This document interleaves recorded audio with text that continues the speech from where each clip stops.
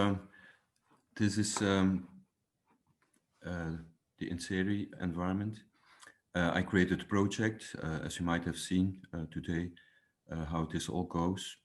And then I connected to the machine reasoning microservice. What I already did is upload from locally the necessary files in order to execute the machine reasoning session. So there are data involved.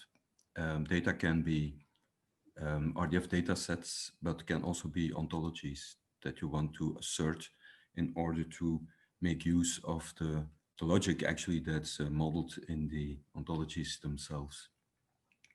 In this case, we have the whole data set after, if you might remember from yesterday, the conversion. So the entry rules to convert all the semantics of the first step to the second, the product of that process, machine reasoning session, is already there. That's this data set. It's about 8 megabytes with about 65,000 triples. So it's not a huge thing, but it already is quite something to reason upon, I would say. The other necessary element is the DELIL ontology itself for its built-in logic. The other type of file you have to provide to the reasoner is a set of rules. Here we have the specific rules to answer a specific research question that I showed yesterday quickly with the triples just extracted from the file in question. There is another, for this reasoning session, another rule that you need, the subclass of rule. And then you need the filter, as I explained yesterday, to filter the total outcome, what is called the final result set of the machine reasoning session. You need a filter for that in order to just extract what you need. And then you can, yeah, I already tested it because this is live. The thing is that the taking in of the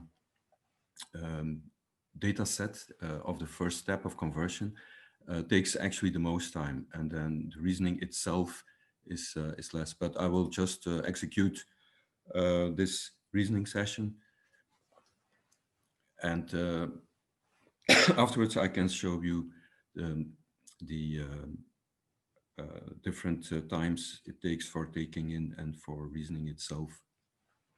So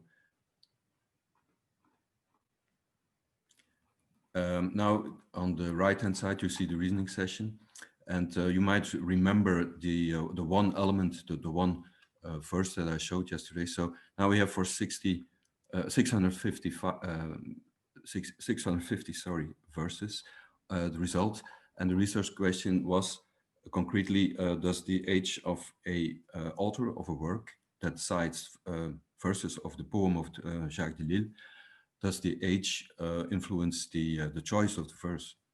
So then for this purpose you connect the verse to what was requested in the project, to the an age range wherein all the respective authors citers are then grouped.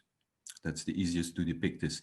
This is also a result that can directly be consumed in front end to show the graphic. So you see, you have some extra information about the verse. And then you have, for instance, I will use another one. I showed yesterday the first one. We can now have the fourth one. First, for the fourth verse, for instance, you have in this age category of 20 to 29, one, and then in this, for instance, 4 people that cited this specific verse. So then if you plot this on a graphic, then you can have an idea how this works. For human, you can then have a quick overview, and all the work before is then done by the machine reasoning.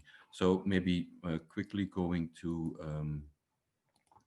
this is a screenshot of the local reasoning session, just to show you the difference in taking in a data set. So you see it takes 12 seconds to to digest the data set into the reasoning session.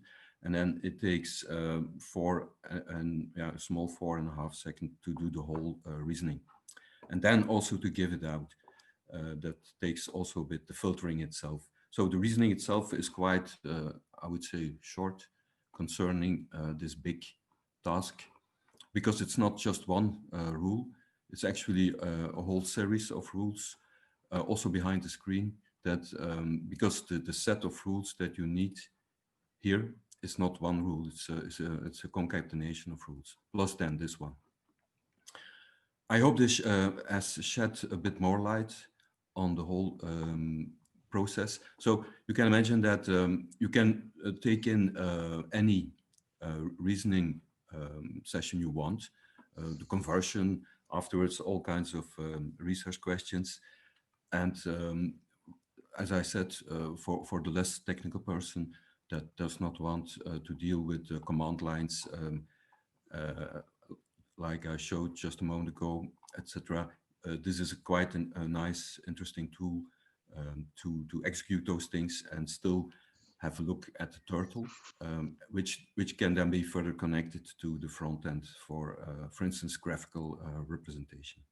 Hans, there were also these questions if we have a rule builder or something like that that helps to tailor a rule based on the data or the ontology. Yes, this is a very interesting question.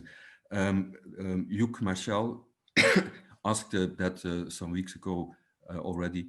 And of course, as we have for semantic technology query builders, this is also feasible. Of course, we didn't do that in the project because we actually started only doing the full-blown semantic web technology implementation at the beginning of this year. But this is certainly in the roadmap. A rule builder is a feasible thing, in my humble opinion, and this would also contribute to the uptake of this kind of technology, just as a query builder for SPARQL does. That the syntax is indeed more hidden, and that it is straightforward with simple, between quotes, English to create rule sets. That's indeed a very worthy path to walk. Yes.